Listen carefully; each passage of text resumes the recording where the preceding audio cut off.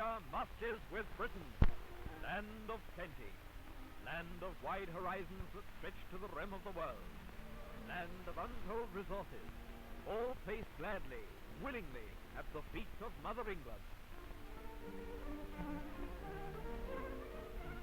Millions of acres of wheat country produce more food than a comparatively small population can possibly consume. And so the surplus of huge proportions flows in a golden, life-giving tide to the people of beleaguered and gets there, despite the worst the sinister forces of aggression can accomplish. Australia's wheat industry is thoroughly mechanized, and the average yield is 180 million bushels of some of the best wheat produced in the world. Down the mountainside, on sunlit uplands of the rich coastal belt, on the far-flung plains back or beyond, through the verdant grasslands of the semi-tropical north, millions of fat cattle roam. Food on the hoof, beef to be. Vital ammunition in the giant game of war. The roast beef of old England.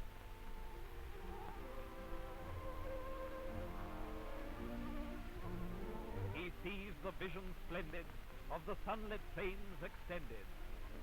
Sheep, 100 million strong, a peaceful army serving the cause of mankind, offering him food, offering him warmth. The battle dress of fighting men is made of Australian wool. Pure Merino, the deep, rich fleece of an aristocrat, the magnificent result of more than a century of careful breeding. Wool blankets the world, helps to win wars, and the greatest wool-producing nation in the world backs Britain to the last man, the last shilling, the last sheep. There's 100,000 to be sure. Several Australian stations muster that many each year. But numbers don't worry these iron-backed boys. Ringers, the super speed men, can on occasion reduce 300 sheep to comparative nudity in a working day. The Australian record is 370. Rapidly the fleeces are taken to the skirting room and then on to the wool classer.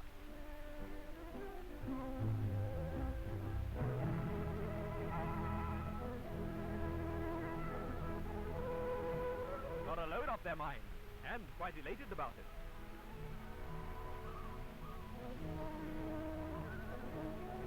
Australia, like the rest of the civilized world, has always believed in a policy of butter before guns. Now she produces both. In the dairy belt is again an industry which produces far more than the country needs, and thus has a large export surplus of butter and cheese for Britain. Rich, creamy milk from tested and rigorously government-supervised herds. In no time it's separated and becomes cheese or butter. Mountains of vitamins going forward in the refrigeration chambers of ships that are bound north. Britain has an empire, the food resources of which can never be dried up. Our enemies are in an entirely opposite position.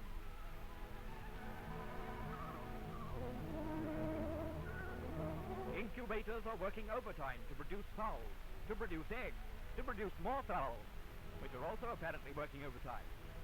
And so millions of breakfasts are collected every day. Machine washed in the huge organization of the Egg Marketing Board, graded, tested, and packed for export.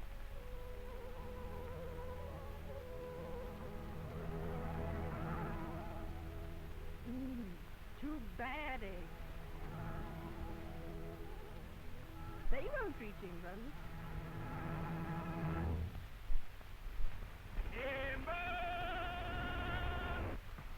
Timber plays just as vital a part in war as it does in peace. The nation produces the toughest and best hardwoods in the world.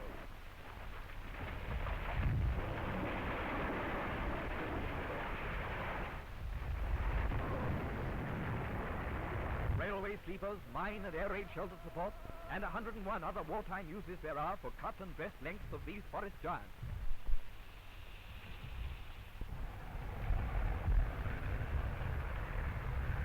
Old methods still vie with the new.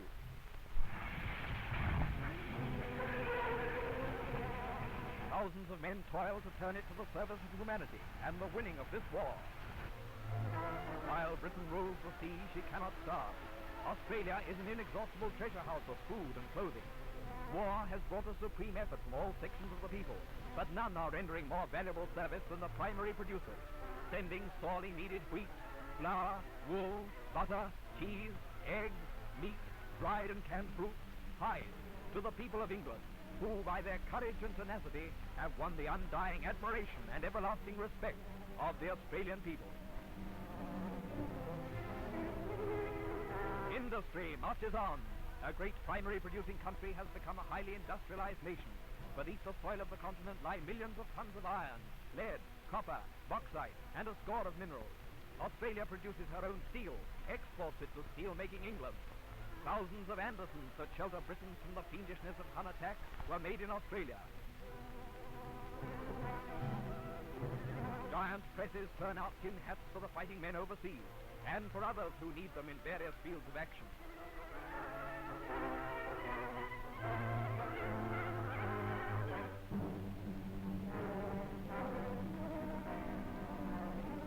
Gas masks emerge in huge quantities from factories.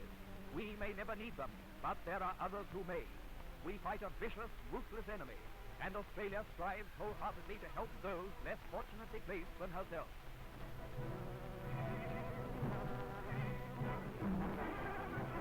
The army in overalls marches steadfastly with Britain. Round Australia, furnaces blaze, men sweat. White-hot metal scorches out the epitaphs of the destroyers of freedom. For molten metal turns to engines of war, Bren gun carriers made in Australia, and of a quality and efficiency that has won the unstinted praise of the British Army, alongside which they operated in Libya and Greece.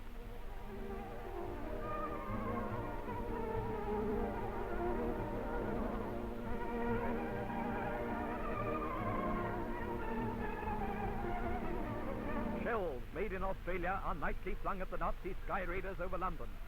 Australian-made munitions helped destroy the Italian army in the First Libyan campaign, have blasted the German hordes, and sank the Bartolomeo Colleoni in the Mediterranean.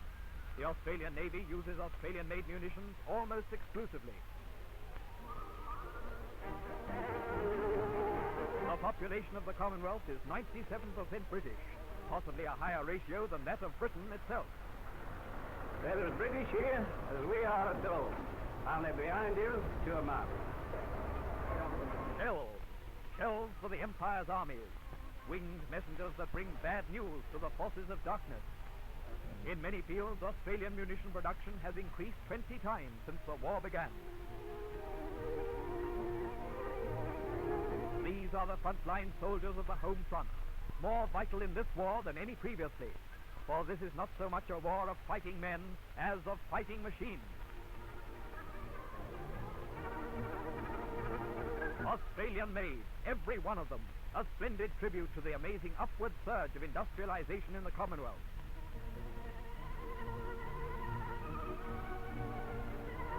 Teeth for the tigers of the air. When a Royal Australian Air Force pilot presses the button with an enemy in his sight, he lets loose a stream of lead that probably began life mixed with the silver beneath fabulously rich broken hills.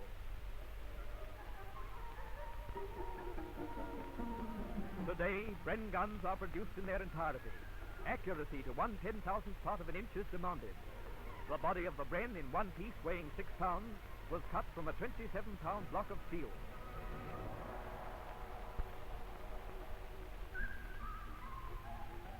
Barrels are tested by eagle eyes for possible blemishes. Finished Bren, ready for action, and rolling off the production lines in hundreds.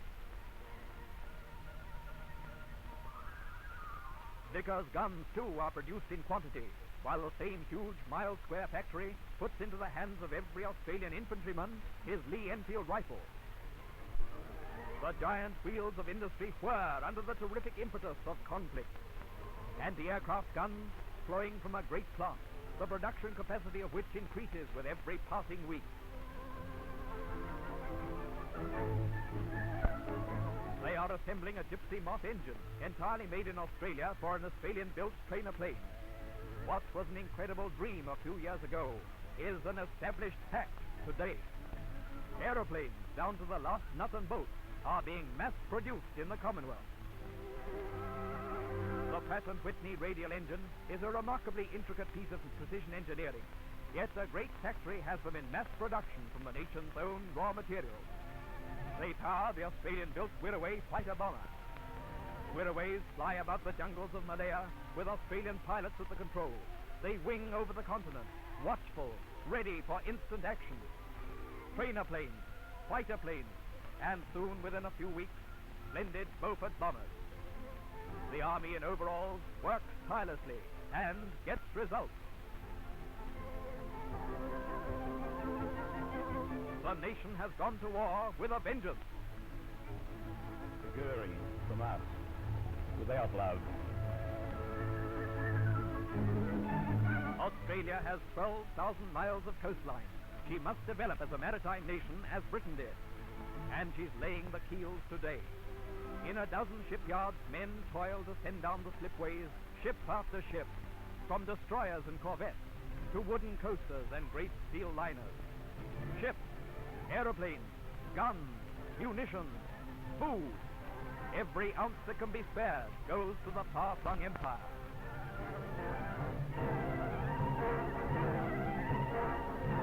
In great modern cities, Sydney, Melbourne, Brisbane, Adelaide, Perth, in the vast open spaces, the civilian army toils incessantly for the defeat of the Hun.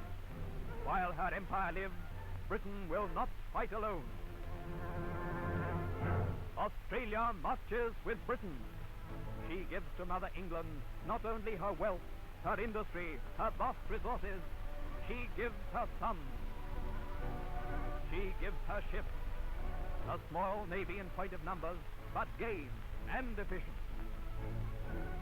Eagerly seeking to give battle in the name of all that decent men and women hold dear. The Empire Air Training Team sweeps on, magnificently successful. Young eagles of the Royal Australian Air Force, many of whom have already won distinction in aerial combat abroad.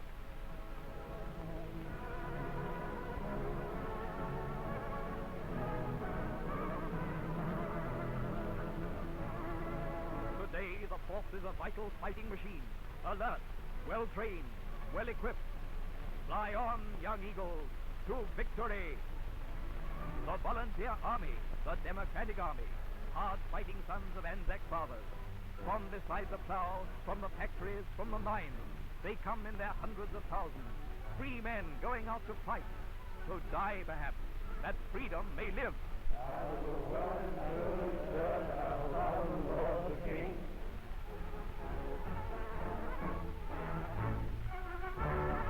A civilian army, raw at first, but splendid material from which is shaped fighting men. Swinging along the road to victory. It may be hard and it may be long, but it is the road to victory.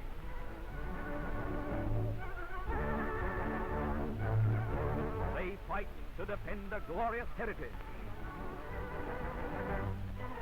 The Anzac Army is on the march.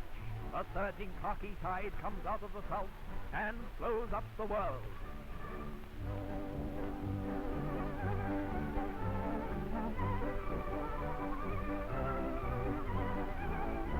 Red blood in the arteries of empire. They go to build a brave new world on the wreckage of despotism. Keep your chin up, England. Australia will be there. Britain has an empire that will not fail her, peopled with men and women who love liberty, in whom the light of courage and endurance burns fiercely, and will forever. And so we send our sons, proud of our manhood, that all that we love may endure. Whatever the future may bring, however hard the road, there will be no falter in the abiding faith of Australia in one united people. One all-embracing flag. One gracious majesty. God save the King.